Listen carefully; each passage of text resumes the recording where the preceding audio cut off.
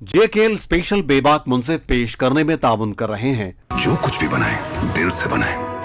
Khyber cement, दिल से बनाओ।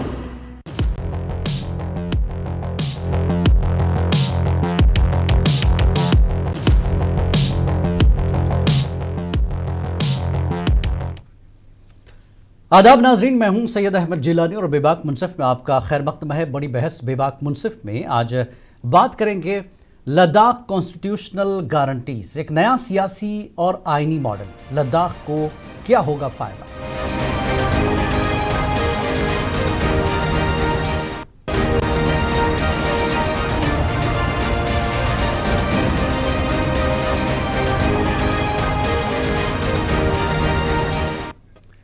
नाज़रीन, आज की सबसे बड़ी बहस से लद्दाख के इस तारीखी मोड़ पर जिसने पूरे मुल्क की सियासत में हलचल मचा दी है। लद्दाख जहां पिछले कई सालों से माइनस डिग्री दर्जे हरारत में अपने हुकूक के लिए सड़कों पर बैठे लोग आज एक नई सुबह के इंतज़ार में हैं।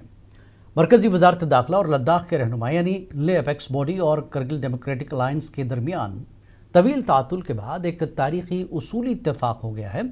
कुछ मीडिया रिपोर्ट्स के मुताबिक लद्दाख को अब एक नया सियासी और आईनी मॉडल मिलने जा रहा है। अब लद्दाख सिर्फ एक यूनियन टेरिटरी नहीं रहेगा, बल्कि उसे कानून साज असम्बली यानी लेजिस्लेटिव यूटी का दर्जा देने की तजवीज़ है, जहां जम्मू कश्मीर के बरक्स ब्यूरोक्रेसी और चीफ सेक्रेटरी मुंतखब चीफ मिनिस्टर के मातहत काम करेंगे। इतना ही नहीं, लद्दाख की ज़मीनी मकामी नौकरियों और वहाँ की मुनफरद कबायली सकाफ़त को मुस्तकिल तौर पर महफूज करने के लिए आर्टिकल 371 AF&G के तहत नागालैंड और मिजोरम तर्ज के मजबूत तरीन आइनी तहफ़्फ़ुज़ात देने पर उसूली इत्तेफाक हुआ है। अगरचे मरकज़ ने लद्दाख की कम मकामी आमदनी और रेवेन्यू की वजह से इसे फौरी तौर पर मुकम्मल रियासत का दर्जा देने से इनकार किया है, लेकिन खुद कफील होने पर मुस्तकबिल का रास्ता खुला रखा है। यही वजह है कि 6th शेड्यूल की रट लगाने वाले लद्दाख के रहनुमा अब आर्टिकल 371 के इस मजबूत पैकेज पर लचक दिखाने को तैयार हैं। तमाम लद्दाख के हीरो सोनम वांगचुक और सज्जाद करगिली का कहना है कि अभी वर्क इन प्रोग्रेस है। जब तक वजारत दाखिला यानी होम मिनिस्ट्री का बाकायदा कानूनी मसवदा ड्राफ्ट सामने नहीं आता, जश्न मनाना कब्ल अज़ वक्त होगा। तो आज की इस बड़ी बहस इसी अहम तरीन पेशरफ पर होगी और बड़ा सवाल यह है कि क्या आर्टिकल 371 का ये नया मॉडल लद्दाख के अवाम की उम्मीदों पर पूरा उतरेगा? क्या ब्यूरोक्रेसी पर मुंतखब नुमाइंदे ने सेलेक्टेड लोग का कंट्रोल लद्दाख में एक नई तारीख रकम करेगा? और क्या ये एग्रीमेंट लद्दाख में जारी बरसों पुराने एहतजाज को हमेशा के लिए ख़त्म कर देगा? तो इन्हीं मुद्दों पर आज हम बात करते हैं। तो आइए शुरुआत करते हैं आज की सबसे बड़ी बहस। इस मुद्दे पर आज हमारे साथ बात करने के लिए मौजूद हैं कुछ खास मेहमान। तो नूरबो चीता जो कि वाइस प्रेसिडेंट हैं यूथ कांग्रेस लद्दाख के और एक्स काउंसलर हैं लद्दाख LHDC लेह के। बहुत बहुत स्वागत है आपका, बहुत बहुत इस्तकबाल है। और साथ ही है मोहम्मद हसन पाशा जो बीजेपी स्टेट सेक्रेटरी हैं और सजाद करगिली साहब को चेयरमैन KDA, आपका भी बहुत बहुत इस्तकबाल है। और सईद रज़ा हैं स्पोक्स पर्सन NC के नेशनल कॉन्फ्रेंस करगिल के। तो फिलहाल दोनों मेहमान हमारे साथ मौजूद हैं, इनसे शुरुआत करते हैं। दुंदुब जी, जिस तरह से लद्दाख की असम्बली को जो ऑटोनॉमी मिलेगी, या ये भी दिल्ली की तरह आपको लगता है LG और सेलेक्ट गवर्नमेंट की जो वार पावर्स है उसका अखाड़ा बनेगा? ये डिमांड क्यों हुई, इसकी वजूहात क्या है, क्या रीजंस हैं? यूटी के बाद फिर ये नई डिमांड, वजह क्या है, क्या लगता है आपको? जी, सबको प्यार भरा नमस्कार। जिस तरह जब हम इंस्ट्रूमेंट ऑफ एक्सेशन के बाद जम्मू कश्मीर जब इंडिया का पार्ट बना, so we can say that we are Indian by choice not by chance.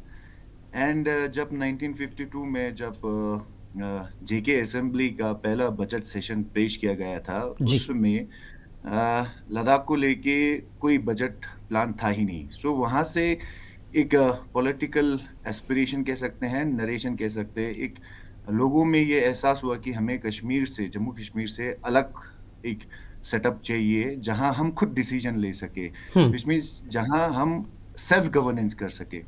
सो 2019 में जो यूटी मिला था उसमें वो सेल्फ गवर्नेंस का कॉन्सेप्ट खत्म हो चुका था। एंड उस यूटी में एमएचए ने सेंटर को पावर किया, दिल्ली को ज़्यादा एम्पावर किया लद्दाख में by appointing LG commissioner secretaries and all that. So वहाँ से हमारे लीडर्स ने यहाँ के लैंड, जॉब और एम्प्लॉयमेंट, बिजनेस के लिए प्रोटेक्शन के लिए एक कॉन्स्टिट्यूशनल टूल ढूंढा जो हमें 6 शेड्यूल में मिला था।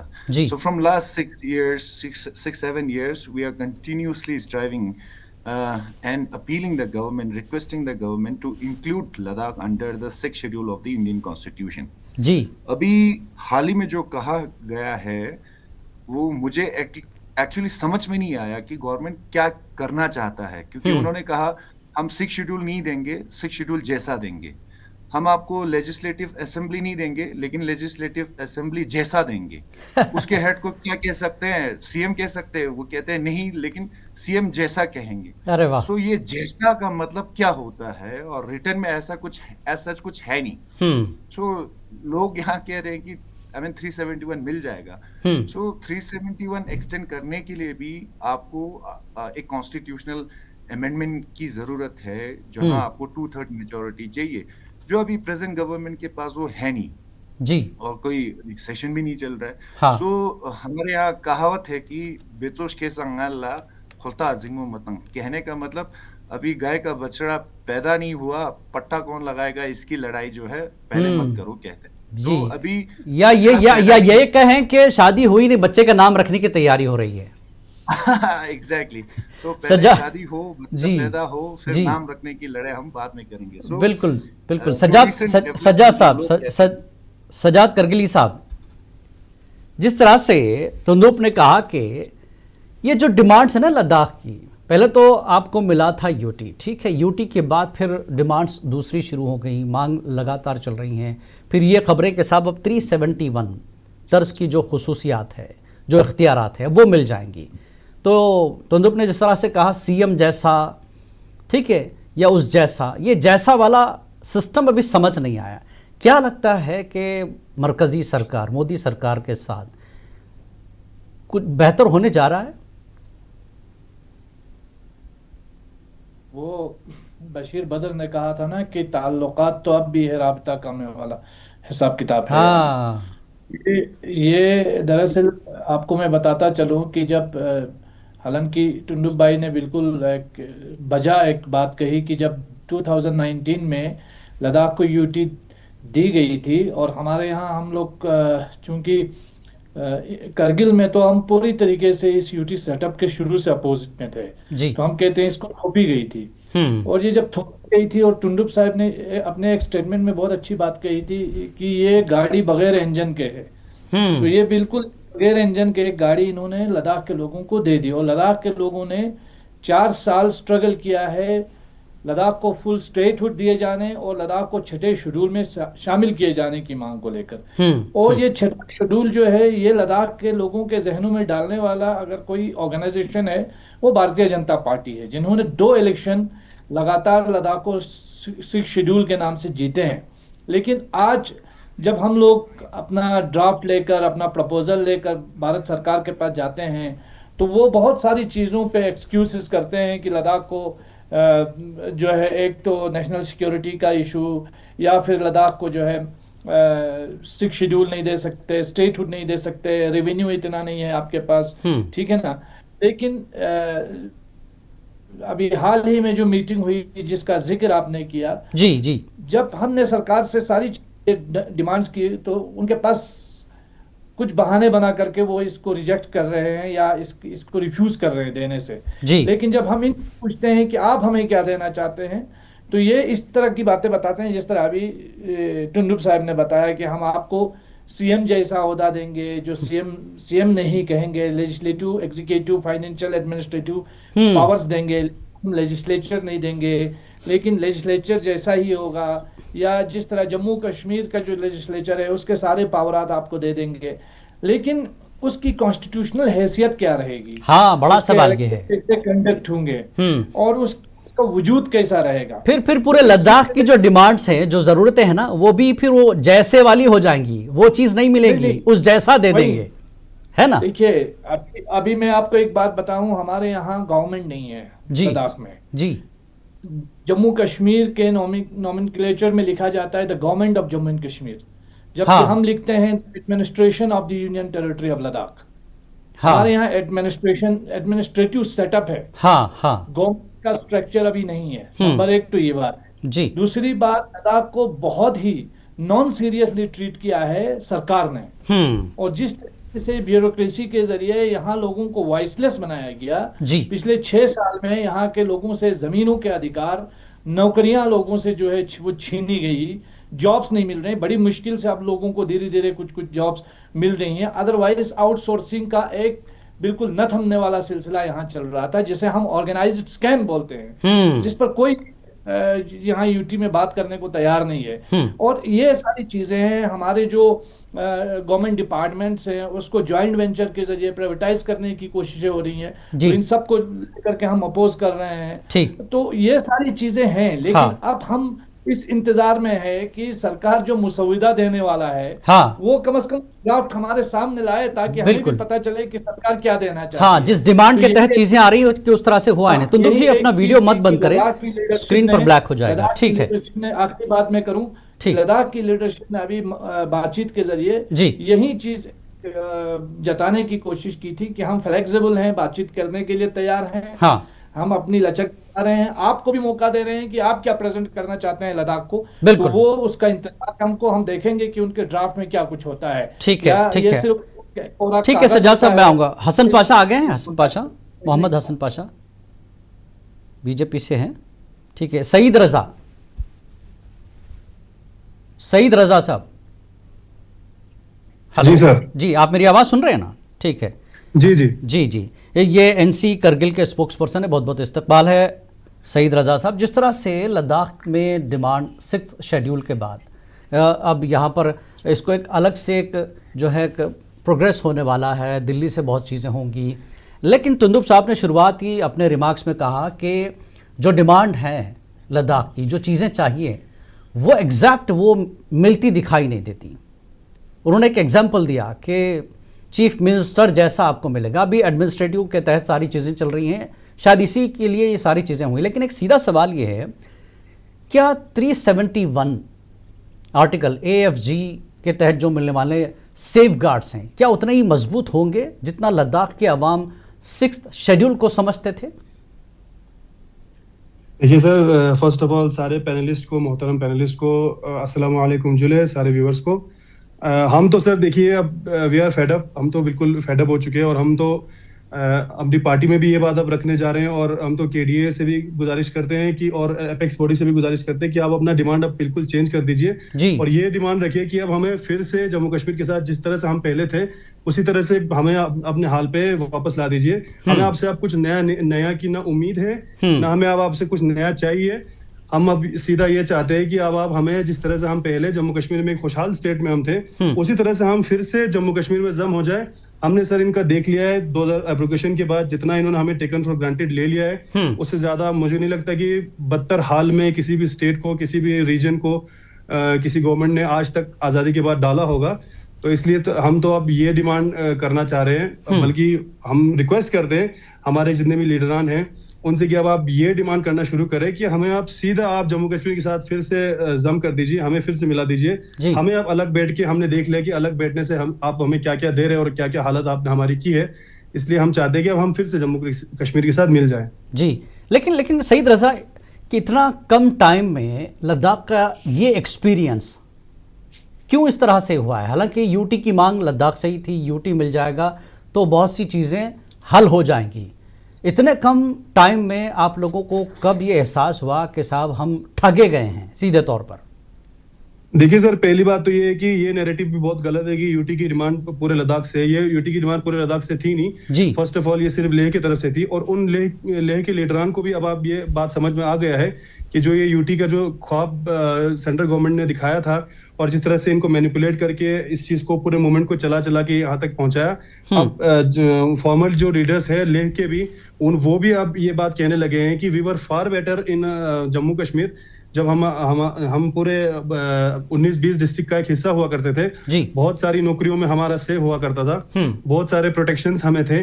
आज नहीं तो कल जम्मू कश्मीर को स्टेट मिलेगा, दैट इज फॉर श्योर। लेकिन लद्दाख को अब आप आज भी टेकन फॉर ग्रांटेड लिया जा रहा है। तो अब ये जो आपका सवाल है, ये तो आप कोई यहाँ पे रूलिंग पार्टी का आदमी होता तो वो आपको ज्यादा अच्छे से बता सकता था जी कि ये क्यों हुआ है, 2019 के बाद ये चीजें क्यों मिली है हमें। क्या बोलते हैं, डेड बॉडीज मिली है हमारे डिमांड के बदले। इतना आप समझ लीजिए कि हमारे कॉन्स्टिट्यूशनल डिमांड्स के बदले हमें डेड बॉडीज दिया इस गवर्नमेंट ने। बड़ा इल्जाम लगा रहे हैं हम चाहते हैं, ये बहुत बड़ा इल्जाम लगा रहे हैं हम।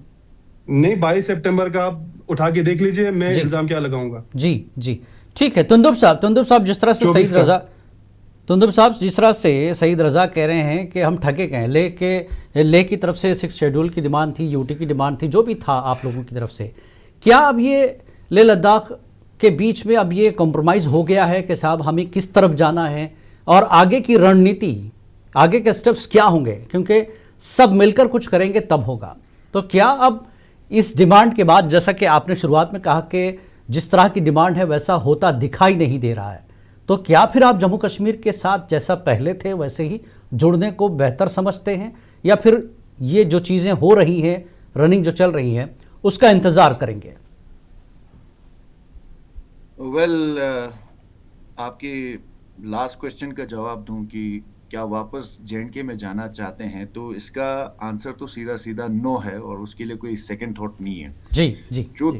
पहले एक यूटी बन गया, सब ये बहुत बड़ा अपग्रेडेशन तो था, नो डाउट जी। बट आपने जो सवाल पूछा कि आपको पता कब चला कि ठगा गया था, तो 5 अगस्त को जब अनाउंसमेंट हुआ, 9 अगस्त को पता चल गया कि ठगा गया है। देयर इज नो प्रोटेक्शन, जहां सेल्फ गवर्नेंस की कॉन्सेप्ट नहीं है, हमारा लैंड प्रोटेक्ट नहीं है, जॉब नहीं है, बिजनेस प्रोटेक्ट नहीं है। तो रणनीति जो है, सारे पॉलिटिकल पार्टीज एक्सेप्ट बीजेपी, उन्होंने एक फ्रंट बनाया, केडीए और एपेक्स, जिसमें सबका योगदान था, सबका सपोर्ट था।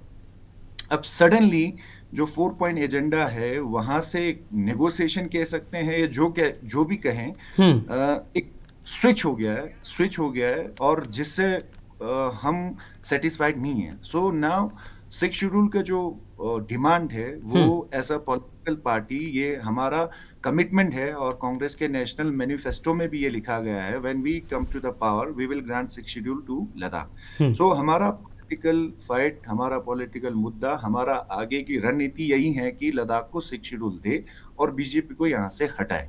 जी जी बिल्कुल। लेकिन एक चीज़ है सज्जाद साहब, जिस तरह से बात यही हो रही है कि जो चीज़ें हो गई हैं पास्ट में और अब जो होने वाली हैं, उसमें अभी भी पूरी तरह से एक आज आप लोग जिस तरह से बता रहे हैं, नहीं लग रहा कि अभी भी कॉन्फिडेंस है कि हाँ जो चीज़ें हमें चाहिए पहले ये चीज़ें हो गई हैं, क्या अब जो नई डिमांड है वो पूरी उतरेंगी? और अहम चीज़ ये है कि चीफ मिनिस्टर, ब्यूरोक्रेसी को चीफ मिनिस्टर के तहत जो करने का फार्मूला है लद्दाख के लिए क्यों माना गया, जबकि जम्मू कश्मीर में मरकज़ ऐसा करने से कतरा रहा है, रुक रहा है? सज्जाद साहब देखिए, सबसे पहली बात तो ये है कि ये गवर्नमेंट का एक प्रपोजल है जी, जिस पर हमने ये कह दिया है सरकार से कि अपना ड्राफ्ट लाएं, ड्राफ्ट दें, रिटन में दें, और फिर उसके बाद उस पर हम अपने कॉन्स्टिट्यूशनल एंड लीगल एक्सपर्ट से राब्ता करेंगे, अपने स्टेक होल्डर्स से राब्ता करेंगे। आफ्टर ऑल जितने भी रिप्रेजेंटेटिव्स लद्दाख के हैं जो इस वक्त नेगोशिएशन टॉक्स कर रहे हैं, वो रिप्रेजेंटेटिव्स है तमाम स्टेक होल्डर्स के, तो वो यूनिलेटरली कोई डिसीजन नहीं ले सकते हैं। तो इसीलिए हम सरकार से ये जो ड्राफ्ट मांगा है, ताकि हम अपने ही रिप्रेजेंटेटिव्स के पास, स्टेक होल्डर्स के पास वापस जाएं और उनकी सलाह मशवरे के बाद आगे की बात करें। नंबर 1। नंबर 2, क्या स्टेटहुड और 6 शेड्यूल का जो मांग है क्या दम तोड़ गया है? बिल्कुल नहीं है। ये लद्दाख की डिमांड थी और रहेंगी, चाहे कल आप 371A से लेकर जे तक जितने भी आप कस्टमाइज 371 के कॉन्स्टिट्यूशनल गारंटीज दें, उससे कोई फर्क नहीं पड़ता। हमारी 6 शेड्यूल की डिमांड तब भी रहेगी, हमारे फुल स्टेटहुड की डिमांड तब भी रहेगी। एंड हम ये भी समझते हैं कि लद्दाख के लिए 6 शेड्यूल जितना जरूरी है उतना स्टेटहुड जरूरी है। जी, क्योंकि हम अब देखते हैं कि जो हमारे इस देश का जो स्ट्रेंथ है, वो इस देश का फेडरल स्ट्रक्चर है। जब तक फेडरल स्ट्रक्चर मजबूत नहीं होता, और आप पूरी दुनिया में जाके हमारे प्राइम मिनिस्टर साहब बोलते हैं कि हमारे डीएनए के अंदर जो है लोकतंत्र है जी, लद्दाख जैसे एरिया को आप जो है लोकतंत्र से महरूम रख रहे हैं। वहां कोई अकाउंटेबिलिटी नहीं है, वहां कोई हिसाब किताब नहीं है, वहां कोई वॉइस नहीं है।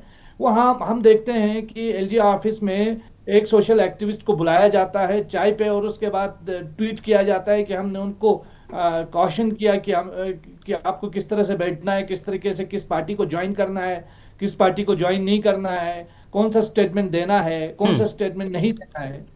जी तो हम तो एक डेमोक्रेटिक कंट्री में रहते हैं ना, हम जिस मुल्क में रहते हैं उसका नाम भारत है, अफगानिस्तान नहीं है। हाँ। तो हमारे यूटी एडमिनिस्ट्रेशन को ये समझना चाहिए, जी उनको ये जो है वो हर चीज को जो है नाप तोल करके बात करना चाहिए, क्योंकि अफसरशाही जरूर कायम हुई है लेकिन मुल्क में अभी भी लोकशाही है। और राजनिवास को लोक निवास बनाने से लोक निवास नहीं बनता है जब तक उसमें लोगों की बात ना सुनी जाए, लोगों की बात ना समझी जाए। ये एक चीज है। और रही बात, जितना ब्यूरोक्रेसी का दमन कंटिन्यू होता रहेगा, 6 शेड्यूल की मांग, स्टेटहुड की मांग में उतनी ही तेजी आएगी। जी। आज आप देख रहे हैं कि किस तरीके से हमारे पूरे लद्दाख के अंदर एक अफरा तफरी की सी स्थिति है। जी पिछले तकरीबन 1 साल होने जा रहे हैं, अब लेह में जो है कोई चुना हुआ प्रतिनिधि भी नहीं है, वहां कोई इलेक्शन ही नहीं हो रहा है, वहां कोई इलेक्ट बॉडी ही नहीं है। तो जो डिसीजन लिए जा रहे हैं वो तो यूनिलेटरल लिए जा रहे हैं, लद्दाखियों की मर्जी कहाँ है। तो इसलिए जरूरी है कि लद्दाख में लोकतंत्र हो, इसलिए जरूरी है कि लद्दाख में सेफगार्ड हो। आप झुंझुना देकर के लोगों को खुश तो करा सकते हैं, लेकिन रियलिटी में लोगों के इश्यूज को एड्रेस नहीं करते हैं। ये बात उनको समझनी चाहिए सरकार को। जी, लेकिन सज्जाद साहब एक चीज़ और है, लेह लद्दाख के हवाले से अगर बात करें तो क्या अभी एलजी वाला जो फार्मूला है, कितनी सुनवाई होती है, और जो पार्टियां हैं या वहाँ पर जो समाजी तंजीमें हैं, उनकी जो अवामी जो डिमांड्स हैं, चाहे वो सियासी तौर पर हो, समाजी तौर पर हो, वो किस लेवल पर एलजी तक पहुँचती हैं, फिर एलजी के ज़रिए दिल्ली तक जाती हैं, MH ministry of home affairs तक किस तरह से पहुँचती हैं?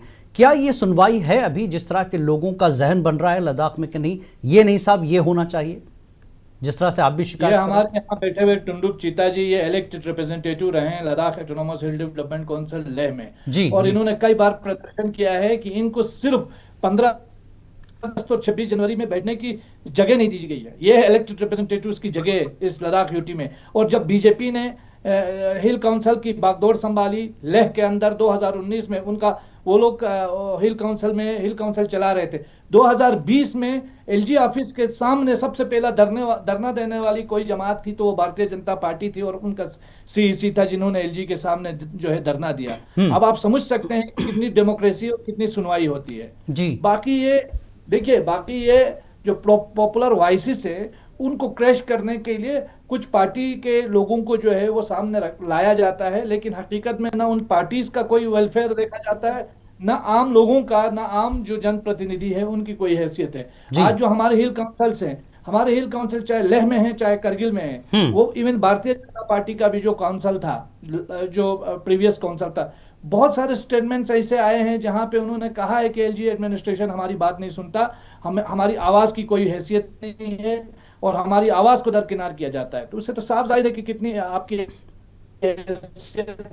और कितना आपको जो है ऑन बोर्ड लिया जाता है। जी जी, सईद, जिस तरह से सज्जाद साहब तफसील से बता रहे हैं कि क्या पोजीशन पे हम हैं, लेकिन एक चीज ये भी है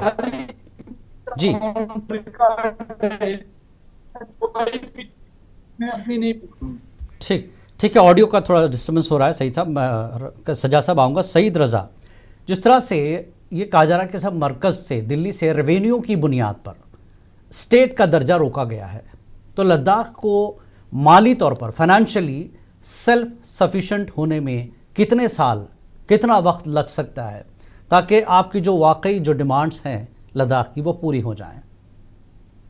और ये जो जनाब है मत वो करिए सही ना, है? नहीं मत करिए सेल्फ सफिशिएंट, हमें वापस जोड़ दीजिए जम्मू कश्मीर के साथ। मैं अभी टुंडू भाई को यहाँ बताना चाहूंगा, ये मेरे बड़े भाई है जी, but it is high time कि हम सब ये एक्सेप्ट करें कि जो यूटी का ये डिमांड था, ये बहुत बड़ा ब्लंडर था हमारे लीडर्स की तरफ से। कोई भी यूटी आजकल पूरे भारतवर्ष में अगर आप देखें, कोई भी यूटी खुश नहीं है। कोई भी यूटी हमेशा ये चाहता है कि हम एक स्टेट बने। लेकिन हम एक वाहिद ऐसे जगह थे, हमारी लीडरशिप ले की जी।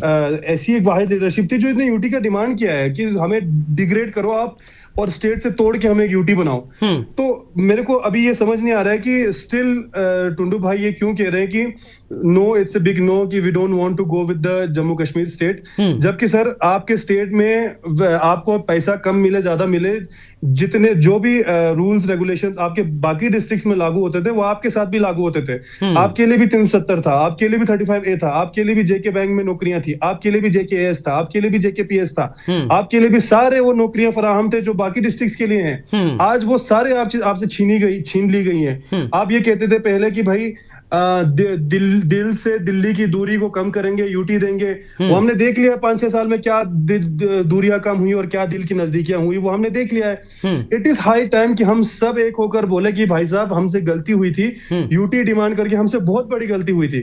कोई भी स्टेट को यूटी बनाने के लिए कोई भी लीडर नहीं, ये नहीं चाहेगा कि हमें डिग्रेड करके भाई अब हमें यूटी बनाओ और एक आईएएस को लाके हमारे सेक्रेटरी को लाके हमारे ऊपर बिठाओ कि वो हमसे सारे फैसले ले ले। टुंडू भाई अभी ले में पिछले एक 1.5 साल से वहां पे ना कोई इलेक्शन हो रहा है, ना कोई चुनिंदा प्रतिनिधि वहां पे फैसला ले रहे हैं। स्टिल वो चाहते हैं कि भाई इसमें ही हमें कुछ मिले। तो no, it's a big no for us also कि हम नहीं चाहते ये बिल्कुल यूटी का। और अगर ये स्टेट का देना, तो मेरे को नहीं लगता कि गवर्नमेंट कभी भी हमको ये स्टेट देगी। मशक्कत जारी है, लीडरशिप की मशक्कत जारी है, उन लीडरशिप की मशक्कत को सलाम है, फुल सपोर्ट है। बट हैविंग सेड दैट, इस चीज में अगर ये देरी हो रही है और करीब करीब अब एक डेकेड गुजरने को आ रहा है, 10 साल होने को आ रहा है, तो हम ये कहना चाहते हैं कि भाई साहब आप हमें फिर से हमारे पुराने हाल पे छोड़ दीजिए। जिस तरह से आपने 2019 में हमारे साथ किया था, हमें फिर उसी एज में हमें वापस भेज दीजिए। हम बहुत खुश थे और ये ले के लीडर्स मान चुके हैं। आप इनके जो ले अपेक्स बॉडी के चेयरमैन है लगरुक जी, उनके आप स्टेटमेंट उठा के देख सकते हैं कि they have agreed, they have उन्होंने ये चीज माना है कि हम बहुत खुश थे इससे, जो इस सिचुएशन में आज हम हैं उससे तो लाख गुना हम जम्मू कश्मीर में जो थे वो हम वहां पे बहुत खुश थे। तो लेकिन आज की स्थिति सईद रजा, आज की जो स्थिति है जम्मू और कश्मीर के हवाले से, क्या आप अभी भी ये डिमांड रखेंगे? हालांकि जम्मू कश्मीर में वो भी यूटी बनी, सरकार बनी, वहां पर सारी चीजें हो गई, लेकिन अभी भी जम्मू कश्मीर की सरकार यही कहती है साहब हमारे भी हाथ बंद है, हम कुछ कर नहीं पा रहे हैं। सर एटलीस्ट वहां पे एक लेजिस्लेचर तो है, एटलीस्ट सर आज नहीं तो कल in principle government of India भी ये मान रही है कि भाई यहाँ पे स्टेटहुड हमने देना है। लेकिन हमारे साथ तो स्टेटहुड के नाम पे कोई बात करने को रेडी नहीं है। आप यहाँ पे हमारे केडीए के को चेयरमैन साहब बैठे, सजाद साहब, इनसे पूछिए ना कि स्टेटहुड के नाम पे क्या इनको कभी आज कितने 6 साल से ये लोग बात कर रहे हैं, 6 साल से ये लोग जा रहे हैं हमारे लीडर्स दिल्ली। आज तक क्या इनसे कभी खुल के बात हुआ है कि हाँ बताइए कि किस तरह से हम स्टेटहुड दे सकते, 6 शेड्यूल दे सकते? कभी कोई बात नहीं। प्रपोजल अब जाके रखा गया है 371 का इतने सालों बाद जी कि हाँ हम ऐसा कुछ देंगे, सीएम जैसा, लेजिस्लेचर जैसा। आप सीधे सीधे बताइए ना कि क्या देना चाह रहे हैं आप, हाँ, कि हम भी उस पर गौर फिक्र करें। तो ये जैसा जैसा करके और 4-5 साल गुजर जाएगा, मार्क माय वर्ड्स। ठीक है टुंडुप जी, और जम्मू कश्मीर से मिला दीजिए हमें, we were far better there. Tundup और सज्जाद साहब दोनों से इसी एक सवाल है। सब जिस तरह से लद्दाख के जो लीडर्स हैं उन्होंने 371 आर्टिकल पर राजी होकर अपने जो बुनियादी डिमांड्स है ना 6th शेड्यूल पर कॉम्प्रोमाइज करके आवाम को क्या मायूस किया जा रहा है? इस तरह का नहीं, राजी नहीं हुए हैं सर, राजी कोई नहीं हुआ है जी। टुंडुप जी पहले आपसे, टुंडुप जी आपसे जी, ये राजी क्यों है या ये इस तरह की चीज के लिए इंतजार है? एक्चुअली इस जो हाल ही में मीटिंग हुआ, उससे पहले जो मीटिंग हुआ था तो हमारे लीडर्स ने ये एक्सप्लेन किया गया था कि गवर्नमेंट ने हमें स्टेटहुड देने से मना किया रेवेन्यू का बहाना बना के। ठीक। एंड देन हमारे लीडरशिप ने ये कन्विंस किया कि किस तरह हम सफिशिएंट है। सो फॉर एग्जांपल अभी we are getting 4800 something crore. Let's say पहले जो यूटी था 6000 करोड़ का जो अनाउंसमेंट हुआ था, लेट्स से स्पेशल कैटेगरी में अगर 90-10 का रेशियो देखे तो उस 6000 करोड़ के बजट को सस्टेन करने के लिए कितना रेवेन्यू कंपोनेंट्स हमें जनरेट करना पड़ेगा। 2-3 कंपोनेंट्स है, एक्साइज, आरटीओ, जीएसटी को लेके हमारा कलेक्शन तकरीबन 1200 करोड़ था। दैट मीन्स ये जो रेवेन्यू जनरेशन है ये 10,000 करोड़ से ऊपर के बजट को सस्टेन करने के लिए कैपेबल लद्दाख है। तो पहले मीटिंग में हमारे एपेक्स केडिया का ये कहा गया कि स्टेटहुड के लिए हम किस तरह सफिशिएंट है। एंड कल का जो मीटिंग हुआ, यहाँ लीडर्स के द्वारा भी अलग अलग स्टेटमेंट्स आए हैं, तो वो थोड़ा सा एक सरप्राइज था एंड टू बी ऑनेस्ट थोड़ा शॉकिंग भी था कि ये फ्लिप क्यों हुआ। हाँ। दूसरी बात ये कहा गया जा रहा है कि 6 शेड्यूल जो है डिस्ट्रिक्ट लेवल पे एक आपको एम्पावरमेंट देता है और 371 जो है आपको स्टेट के लेवल पे देते हैं। और ये इस पे लोग कुछ लीडर्स इस पे खुश दिख रहे हैं कि आपका जो लेजिस्लेचर जैसा है उसके अंडर चीफ सेक्रेटरी के नीचे जितने भी ब्यूरोक्रेट्स है वो आ जाएंगे, लेकिन ऊपर एलजी बैठेगा। सो अब समझ में ये फिर नहीं तो आ रहा चीफ है मिनिस्टर कि वाली अगर आप- डिमांड तो इसमें रही गई आपकी, असल Exactly, मुद्दा तो but- लटक गया है। बट सर जो क्लैरिफाई करना ये था कि 371 ए और जी जो नागालैंड और मिजोरम में है, ज्यादातर उसके साइलेंट फ्यूचर्स जो है सेम है। वो 371 जो है लैंड पे एक आपको सेफगार्ड देता है, लेकिन 6 शेड्यूल जितना नहीं देता है, क्योंकि 6 शेड्यूल जो है रिस्ट्रिक्ट करता है आपके ट्रांसफर ऑफ लैंड जो है नॉन ट्राइबल्स को, जो 371 ए और जी दोनों में नहीं होता है।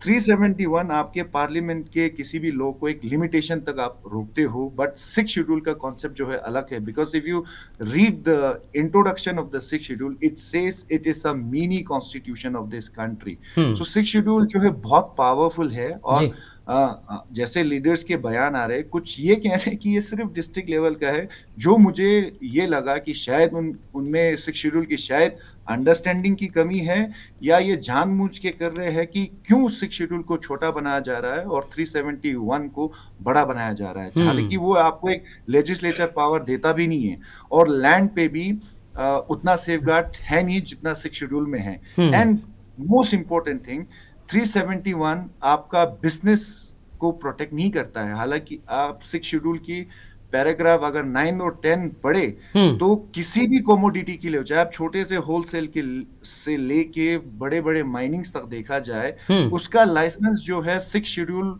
के द्वारा बनाए गए डिस्ट्रिक्ट काउंसिल्स या टेरिटोरियल काउंसिल वो देते हैं, ना कि ऊपर से गवर्नमेंट।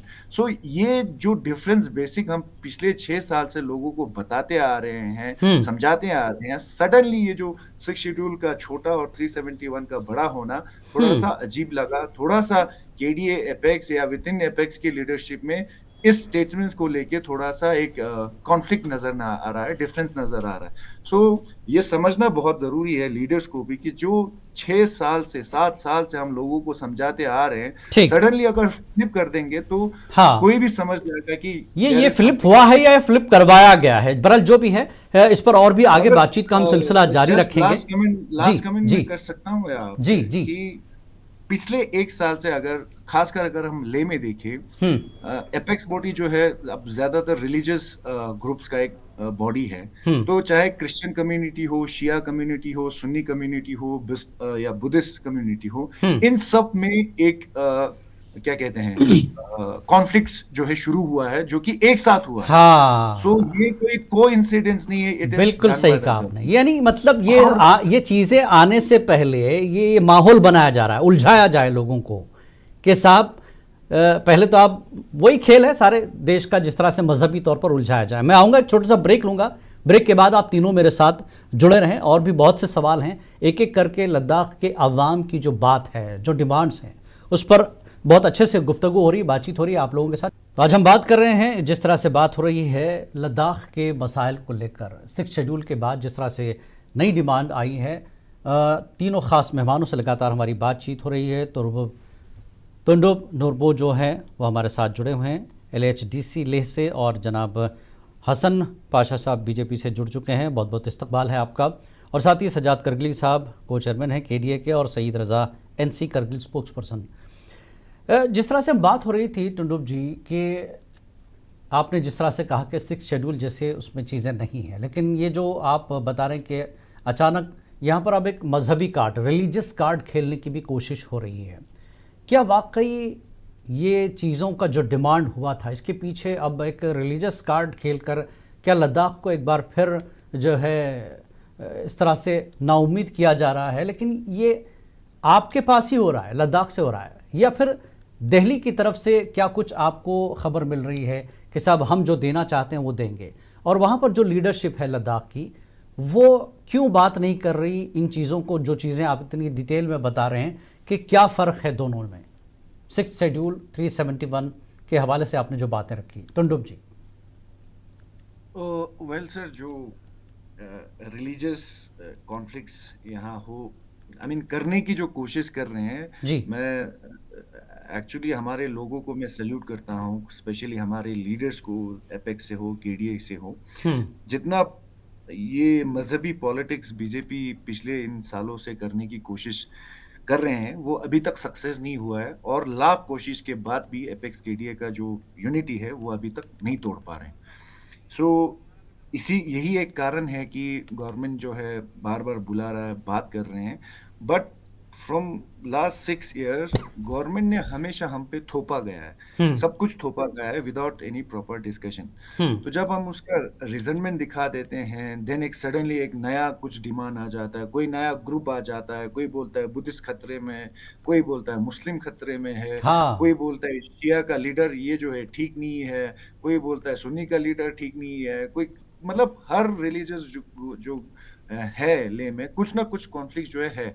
और जिन्होंने ये कॉन्फ्लिक्ट शुरू किया है डायरेक्टली, ज्यादातर डायरेक्टली और कुछ लोग इनडायरेक्टली बीजेपी के साथ ही जुड़े हुए हैं। सो ये तो हमें ये समझ में आ रहा है कि ये जो कॉन्फ्लिक्ट्स है कि कौन करवा रहा है करके, but at the same time ये जो हाल ही में जो हुआ कि 371 को, अगर आप बेसिकली हम कॉन्स्टिट्यूशन को अगर समझने की कोशिश करें तो 371 जो कस्टमाइज आप किए करके जो लद्दाख को एक्सटेंड करेंगे वहां भी आपको कॉन्स्टिट्यूशनल अमेंडमेंट की जरूरत है, एंड 6th शेड्यूल को भी कॉन्स्टिट्यूशन अमेंडमेंट की जरूरत है। सो अकेला बीजेपी का, जिसका नंबर्स ऑफ एमपी शायद 240 है आई गेस, और एनडीए का शायद 260 है शायद आई गेस, 293 है आई गेस जी। सो 293 है नंबर्स जो है आपको बनाने के लिए जो वोट चाहिए वो बनाने के लिए जो वोट चाहिए। सो अगर एक कॉन्स्टिट्यूशन अमेंडमेंट 371 कीजिए चाहे 6 शेड्यूल कीजिए, आपको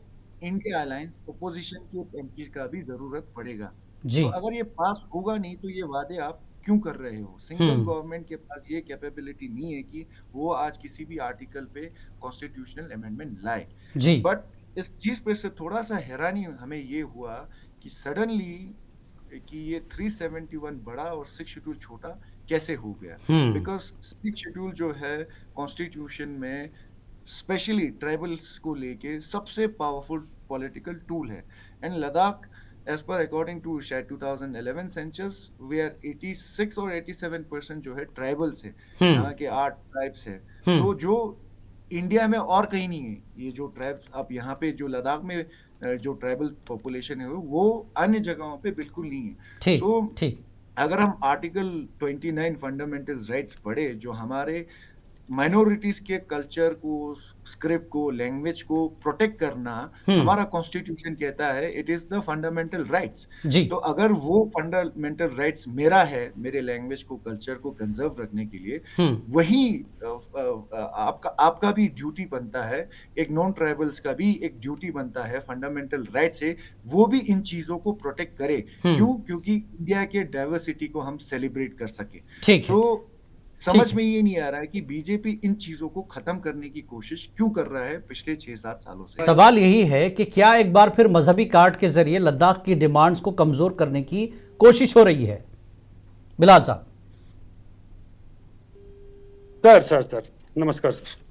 नमस्कार जुले। तो ये सब कहने वाली बातें है सर, इसमें तो एनसी कांग्रेस के लोग मिले हुए हैं, चाहे केडीए में ले लो, एपेक्स में ले लो, या हमारे एनसी कांग्रेस के पार्टी के हिसाब से लो, तो ये सारे मिले हुए हैं। तो आप लोगों को मालूम है, हम ये बोल रहे हैं, अभी यूटी की बात कर रहे हैं। जब यूटी का मसला था हमारे संसद में, जब हमारे जेटियन साहब लड़े, या पहले हमारे तुप्तान साहब बीजेपी के मैंडेट से लड़े थे, तब हमारा मैनिफेस्टो ही था हमारे यूटी का। तो यूटी के लिए ही हमारे करगिल और लद्दाख के लोगों ने वोट दी थी, और आज बोलते हैं कि ये यूटी हमारे लिए अच्छा नहीं है। उसके अलावा आपको पता है, जब बीजेपी आई है, बीजेपी ने ही हमारे लद्दाख में 7 डिस्ट्रिक्ट जो दी है, तो और क्या करना चाहिए था?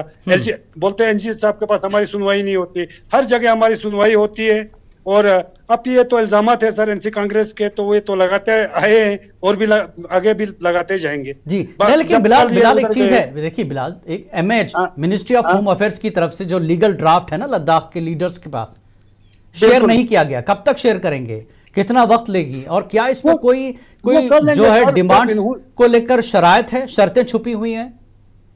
क्योंकि अभी तो किसी को पता ही नहीं है आप करना क्या चाहते हैं लद्दाख के साथ।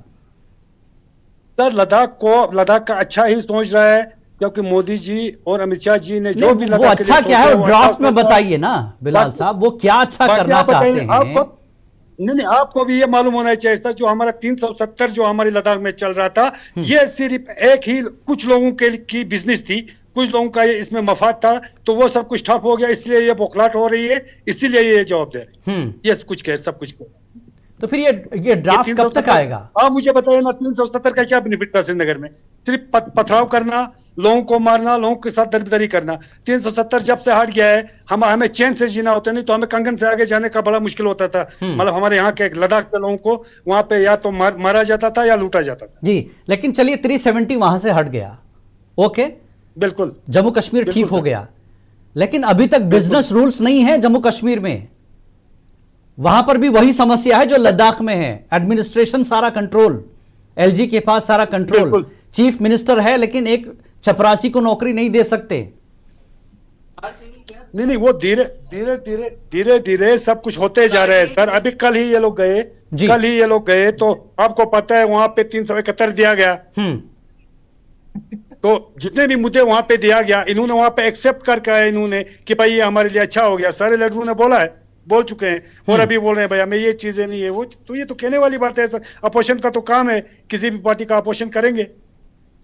नहीं, वो तो लद्दाख की जनता की भी बात हो रही है ना, अपोजिशन के हवाले से चलिए ठीक है, सियासत जनाब, करते हैं, वो लेकिन लद्दाख की जनता माफ करेगी अगर? 10 साल पहले वो जनता की बात कहाँ थी?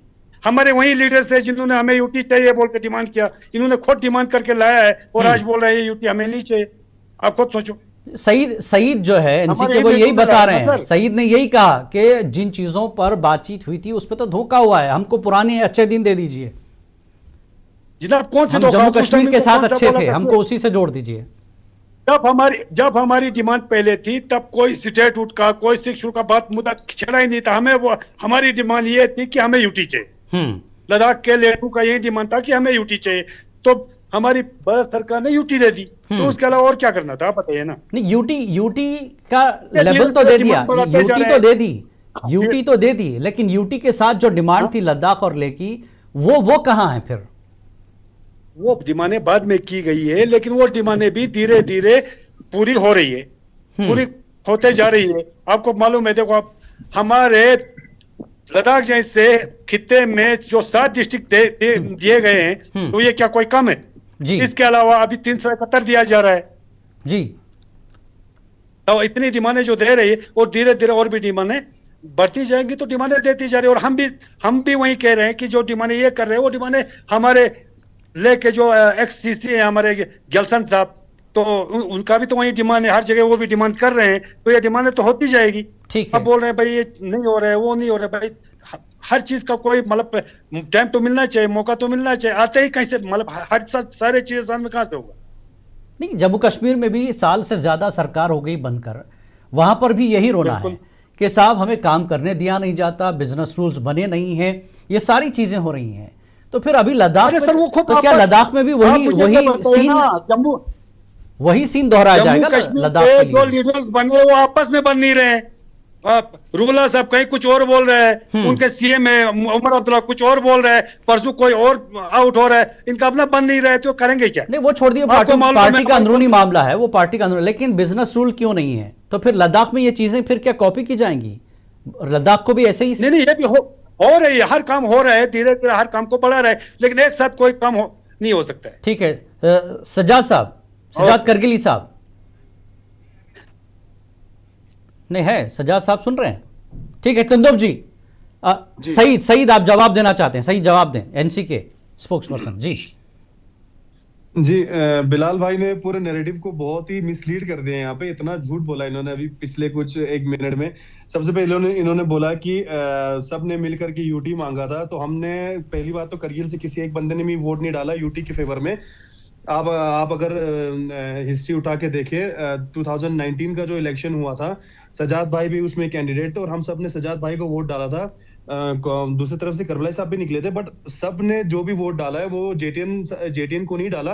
हमने यूटी के फेवर में वोट नहीं किया था, हमने सजाद भाई को वोट डाला था। और यहाँ के जो बाकी लोग थे उन्होंने करबलाई साहब को वोट डाला। वो हमारे बीच में डिवीजन हुआ, वो अलग चीज है, बट हमने यूटी के फेवर में वोट कभी नहीं किया। करगिल ने कभी भी यूटी के फेवर में वोट नहीं किया। हमने ना डिमांड किया ना हमने वोट किया, पहली बात। दूसरी बात ये कह रहे हैं कि थुप्स्तान जी जब गए थे तो उनको हमने यूटी के लिए वोट किया तो वो एमपी बने। तो आप मुझे ये बताइए कि अगर थुप्स्तान जी ने यूटी के लिए उनको वोट देके उनको एमपी बनाया, तो व्हाई डिड थुप्स्तान जी ने फिर एपेक्स क्यों बनाया? अगर वो इतने यूटी से खुश थे तो फाउंडिंग मेंबर जो एपेक्स बॉडी का है, जो आज एक मुज़ाकरात में पिछले 7 साल से सेंट्रल गवर्नमेंट के साथ है, तो he is the founding member of apex body, जो कि एक बिल्कुल लगातार स्ट्रगल कर रहे हैं, पीपल्स मूवमेंट चला रहे हैं। तो थुप्स्तान जी ने वो क्यों किया? Second question. थर्ड क्वेश्चन इनसे ये मैं पूछना चाह रहा हूँ बीजेपी के मेरे भाई से, कि आपने अभी कहा कि 7 डिस्ट्रिक्ट दे दिया और क्या देंगे? इतना अनफेयरली डिस्ट्रिक्ट दिया है, पूरे 18,000 लोगों पे 12,000 लोगों पे एक जगह डिस्ट्रिक्ट दे दिया है, दूसरी जगह पे पूरा गेटोइजेशन करके, मार्जिनलाइज करके सारे मुस्लिम्स को एक डिस्ट्रिक्ट में डाल के एक डिस्ट्रिक्ट बना दिया है करगिल, जिसमें 84 रेवेन्यू विलेजेस है। आपने एक जगह पे 17 से 18 रेवेन्यू विलेजेस के साथ डिस्ट्रिक्ट दे दिया है और दूसरे पे 84 से ज्यादा रेवेन्यू विलेजेस के साथ एक जगह पे आपने डिस्ट्रिक्ट दे दिया है। इतना अनइक्वल यहाँ पे, अनफेयरली यहाँ पे इन्होंने बाउंड्रीज को बांटा है, लोगों को बांटा है। ठीक है, बिलाल साहब जवाब दें, और ये सईद का जवाब दे दें, वक्त बहुत कम है। लास्ट इनका ये था कि हमें टाइम चाहिए करने के लिए। 7 साल हो गए सर, 7 साल हो गए। 7 साल में इन्होंने क्या किया, क्या दिया, सेंट्रल गवर्नमेंट ने क्या दिया, हम उनसे पूछना चाह रहे हैं। ठीक है, कि केडीए, ठीक है, बिलाल जवाब दें, बिलाल जवाब दें, सईद का जवाब दें। लास्ट बात जी, केडीए में सारे रिलीजियस ऑर्गेनाइजेशंस भी है। अगर ये कह रहे हैं कि वो केडीए और एपेक्स बॉडी गुमराह कर रही है, तो दैट मींस कि फिर रिलीजियस ऑर्गेनाइजेशन भी ये एक्यूज कर रहे हैं कि वो भी हमें गुमराह कर रही है। तो इस चीज का भी जी, ठीक है, बिलाल जवाब दें, बहुत कम टाइम है। बिलाल सर, ये बोल रहे हैं कि हमारे ये रौला भाई बोल रहे हैं, एनसी के लीडर बोल रहे हैं कि भाई इन्होंने मतलब 7 साल में क्या काम किया। इनसे पूछिए ना 70 साल में इन्होंने क्या किया। एनसी कांग्रेस ने 70 साल में करगिल में क्या काम किया था? जी, आप 7 साल का बता दीजिए ना, 70 साल का बहुत ज्यादा हो जाएगा। वोटाबॉटिज्म शुरू हो गया जी। 7 साल में क्या नहीं किया सर? वही यही बोल रहे हैं, जो डिस्ट्रिक्टों की बात कर रहा है, डिस्ट्रिक्टों की बात भी वही है। डिस्ट्रिक्ट में चलो हमारे मतलब जो भी डिस्ट्रिक्ट दिया है, जिन्होंने डिमांड की थी उन्हीं के हिसाब से डिस्ट्रिक्ट दिया गया। हाँ, हमें थोड़ा सा फील है जो को हमारा छोड़ दिया है, उसकी हमें भी फील है। चंगथंग ने कब डिमांड किया था डिस्ट्रिक्ट का जो उनको दिया? चंगथंग ने कब डिमांड किया? डिमांड किया तो तभी दिया, नहीं डिमांड किया बगैर तो नहीं दिया। मुझे चंगथंग ने भी डिमांड किया अपनी जगह में। उनका एक दिखा दीजिए, उनका एक डिमांड दिखा, एक चिट्ठी दिखाइए उनका कि कब डिमांड किया था चंगथंग ने। एक जस्ट शो मी थोड़ा देखा। बिल्कुल, ये बिल्कुल गलत है आपका। गवर्नमेंट ने जिसको चाहा उसी को दिया। डिमांड का कोई यहाँ पे जिक्र मत करिए आप। जिसको गवर्नमेंट ने चाहा उसी को दिया है, डिमांड के ऊपर नहीं है।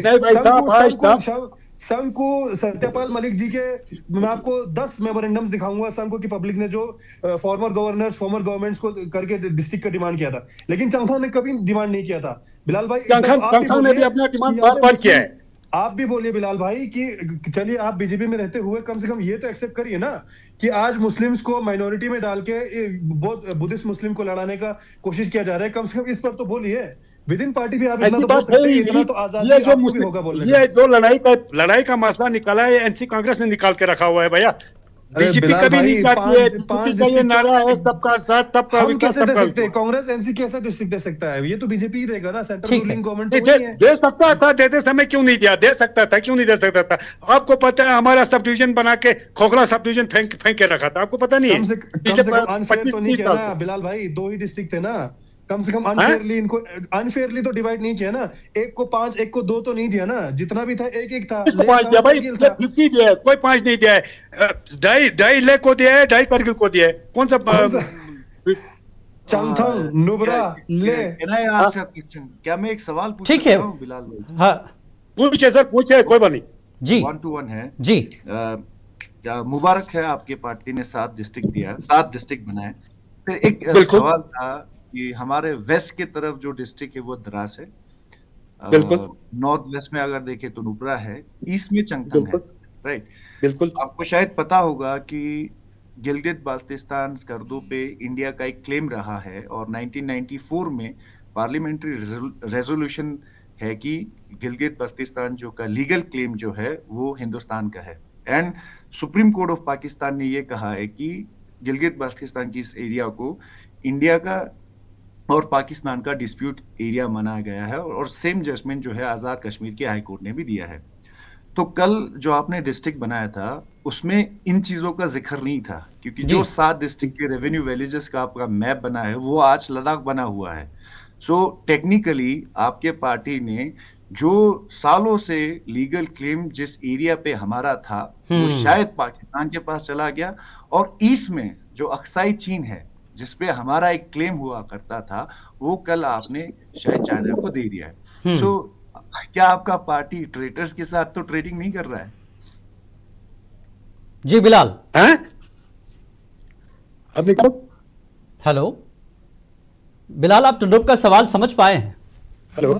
जी जी, चलिए टुंडुप एक चीज ये बता दो, आखिरी नहीं समझे सर सवाल हमने। जी टुंडुप जी, आखिरी सवाल है कि क्या ये आप जो कानूनी पेचीदगियां हैं, ठीक है, ये जो इश्यूज हैं, कहीं ना कहीं इसकी चक्कर में आपकी जो नई डिमांड है वो लगता है पूरी होगी कभी? और दूसरा, मुझे लग ही रहा था कि बुद्धिस्ट माइनॉरिटी और मुस्लिम मेजॉरिटी के जो सियासी लीडर हैं एक तरह से इख्तिलाफात पैदा करने की कोशिश हो रही है। टुंडुप पैदा करने की कोशिश हुई। ये चीज जो जिस तरह हिंदुस्तान में हिंदू हाँ, बिलाल भाई अपना स्पीकर ऑफ कर देंगे? हेलो जी बिलाल, अपना ऑडियो म्यूट कर लीजिए प्लीज आपके फोन पे। जी टुंडुप बताएं, लास्ट कमेंट। जी सर, जो अभी जो डिमांड्स जो मैं अभी टेक्निकल चीजें कुछ बता रहा था जी, इसको क्लियर करना बहुत जरूरी है, because it is a national issue. क्योंकि हमें हमेशा पीओ के ये वो गिलगित बाल्टिस्तान हमारा है, अक्साई चीन हमारा है, इन चीजों के नरेशन हमने बहुत सुने हैं और उस पे लीगल क्लेम्स भी है, डिस्प्यूट है। इसीलिए लद्दाख में इंटरनेशनल बॉर्डर नहीं है, एक LAC और LOC है जिसको मेंटेन रखना बहुत जरूरी है। हाँ। जब डिस्ट्रिक्ट दिया था, अगर आप शायद कुछ न्यूज़पेपर्स में तो जब भी इस लद्दाख का मैप बनाया उन्होंने ले जो है गिलगित बाल्टिस्तान में दिखा दिया है, द्रास जो है अक्साई चीन में दिखा दिया है।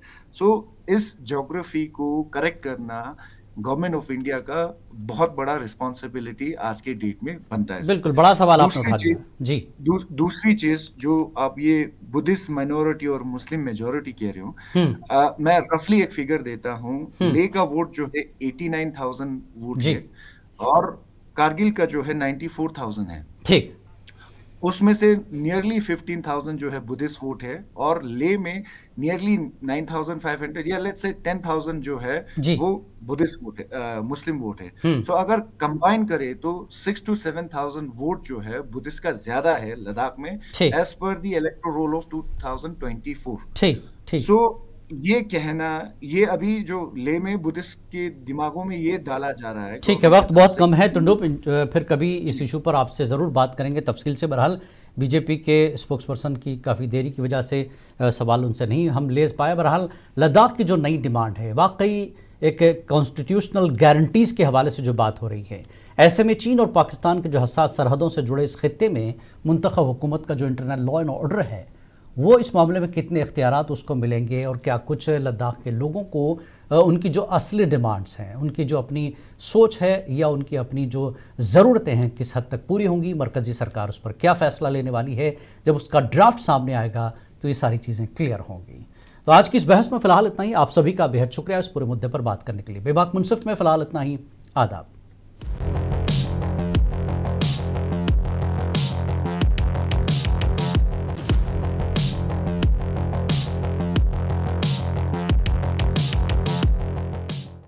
JKL स्पेशल बेबाक मुंसिफ पेश करने में ताउन किया है।